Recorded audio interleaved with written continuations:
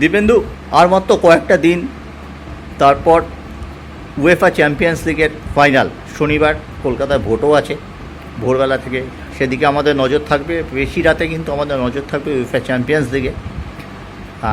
Real মাদ্রিদের প্রতিপক্ষ Borussia Dortmund. German league অন্যতম সেরা দল, কিন্তু বেয়ার লেভারকুসেন চ্যাম্পিয়ন হচ্ছে, ওরা 3 নম্বরে শেষ করেছে, কিন্তু উঠে এসেছে উয়েফা চ্যাম্পিয়ন্স লিগের ফাইনালে। এই ম্যাচটা নিয়ে তুমি কি বলবে?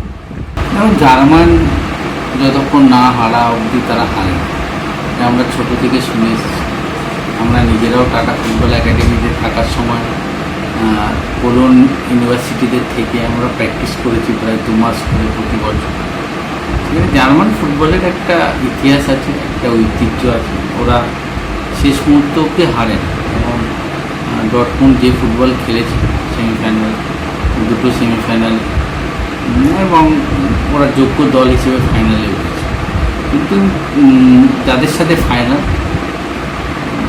সেই টিমটা ভিনিসিয়াস জুনিয়রের মতো খেলোয়াড় আছে, এবং রিয়াল মাদ্রিদ কিছুটা হলেও আমার মনে হয় এগিয়ে থাকবে এই ম্যাচটা।